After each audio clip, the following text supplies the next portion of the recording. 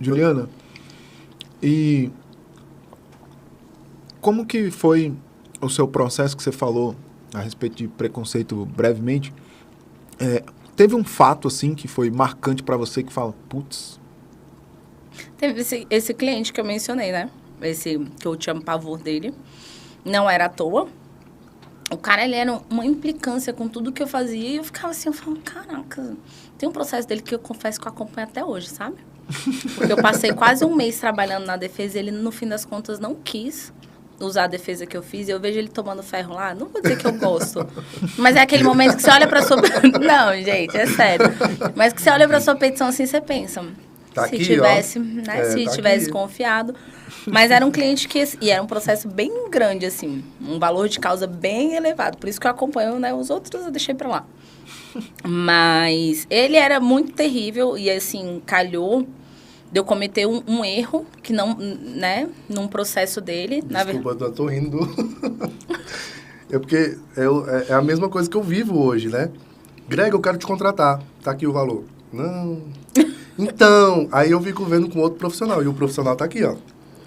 Faz aí. Quando você terminar, você me fala. Eu falei, ué, personalizar o treino? Não tá personalizando nada. Então, eu não vibro, não. Eu vibro por dentro. Um pouquinho. Cara, mas é isso. De ser humano, né? A gente tem licença poética pra cometer isso. E assim, cara, e tá tudo certo. Só que assim, continua. Não, e aí eu tinha... E aí veio, foi um fato assim...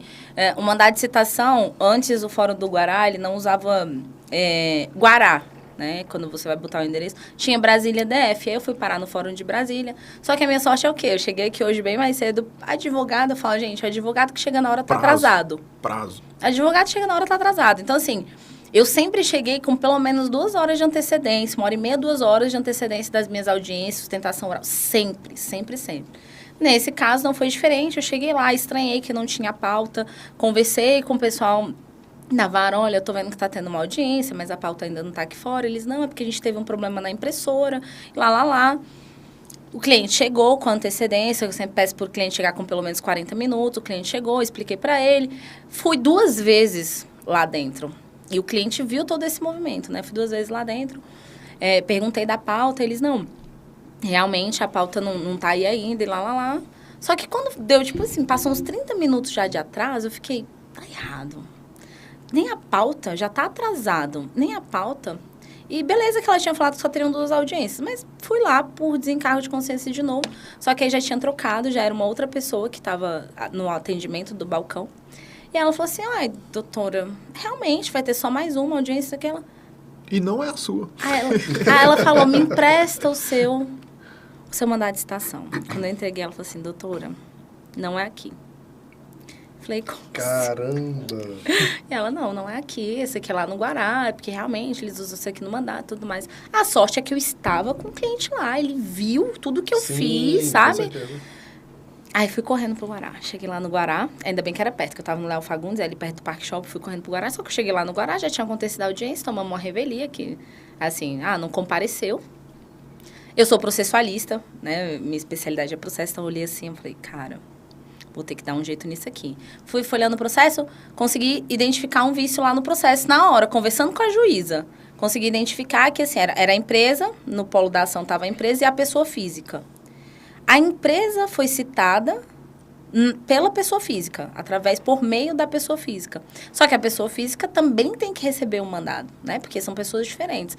Então, eu percebi que, embora ele tenha assinado, eles se confundiram lá e mandaram como se ele tivesse sido citado também, mas ele não tinha sido citado.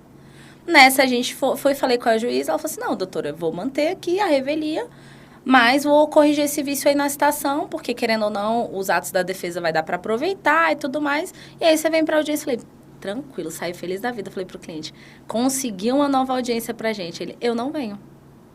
É mesmo? Ele virou pra mim e falou assim, ele já não gostava de mim, ele tava esperando o quê? Eu deslizar. Uma E brecha, no né? momento que eu deslizei, ele falou assim, não me interessa, eu não venho. Se vira aí, não sei o que vocês vão fazer, como é que vocês vão resolver, mas eu não venho. Eu entrei em desespero, que era um processo no valor de 27 mil reais, mas na época tudo que eu tinha era meu carro, que devia valer uns 15. Eu fiquei... lascada, o que eu vou fazer da minha vida? E eu já liguei pro meu sócio chorando e eu não vou conseguir, na época ainda era associado, não vou conseguir pagar, mas eu vendo meu carro e eu já falei aqui com a minha mãe que ela vai fazer um empréstimo. E ele, calma, respira e tudo mais. Ele, vamos ver como é que a gente pode resolver. Que ele não vai mesmo, a gente sabe como é que ele não vai. Eu falei, beleza. Fui lá, vi as possibilidades, não tinha muita opção, já que ele não ia mesmo na audiência. Aí consegui, fui humildezaça, assim, liguei pro advogado da parte contrária e expliquei a situação mesmo. Liguei pro cara chorando, assim, falei, tô começando agora, tem pouco tempo que eu tô, aconteceu isso, e, cara, eu quero muito resolver. E eu falo que hoje eu trato muito bem meu ex-adverso, porque, assim, eu tive a compaixão deste homem, que ele falou assim, não, eu entendo, eu vou passar aqui pro meu cliente, vou ver o que ele quer, ele é uma pessoa muito honesta, muito tranquila, ele quer resolver. Falei, não, então você me dá um prazo que eu resolvo isso. Aí ele foi e falou, doutor, a gente vai desistir dessa ação para você não tomar outro prejuízo, isso não te complicar numa eventual ação lá na frente, contra, né, que esse cliente entre contra você. Mas eu preciso que você resolva, você tem 60 dias para você resolver. Ele tinha vendido um carro, o carro não tinha sido transferido, aí tinha multa, foi negativado, dívida ativa, enfim, e eu falei, pode deixar que eu vou resolver. E acabei resolvendo, mas no fim das contas o cliente virou pro meu sócio e falou, ou ela ou eu.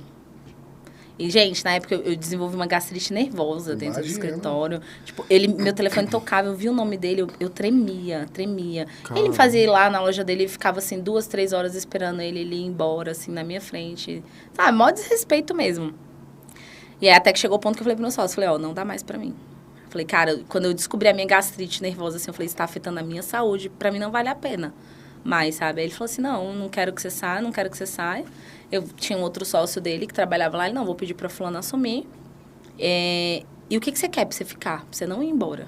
Eu falei, cara, eu não quero ter que responder um e-mail dele. Eu não quero ter... Eu cuido da operação dos processos dele, sabe? Tranquilo, mas eu não quero ter que responder o e-mail dele. Eu não quero ter que nunca mais olhar pra ele, assim, porque realmente eu tava bem afetada, assim, sabe? Enfim, não deu certo com outro sócio atendendo mesmo, ele também. Ele acabou saindo do escritório e quando a gente estava que o escritório foi crescendo, que ele me convidou para ser sócio, no outro formato. Ele veio, esse cliente voltou, querendo voltar para o escritório. E aí foi quando meu sócio chegou e foi conversar comigo. Lembra de fulano de tal? Lembro. Tá querendo voltar. O que você acha? Na minha cabeça, eu sou uma pessoa que eu tento sempre enxergar o lado positivo das coisas, né? Então, pensei, esse cara foi um babaca na minha vida. Mas, em compensação, aprendi a trabalhar de uma forma que, primeiro assim, eu falei, cara, nunca mais eu vou aceitar. Ele queria ler minhas petições, ele queria que eu mudasse as coisas dentro da petição, dentro da minha estratégia processual. Eu falei, não. Você depois não precisa de um advogado, então, né, depois dele, eu falei, cara, eu aprendi com ele a dar valor ao meu trabalho, a entender que ninguém, não, você tá me contratando, isso aqui é uma relação de confiança. Se você não confia no trabalho que eu vou prestar para você, eu faço questão de rescindir nosso contrato, porque não faz sentido. Eu não quero que você me ensine a trabalhar, eu quero que você me deixe trabalhar. Então, muitas coisas eu só aprendi, sabe, consegui ter pulso, assim, por conta dele.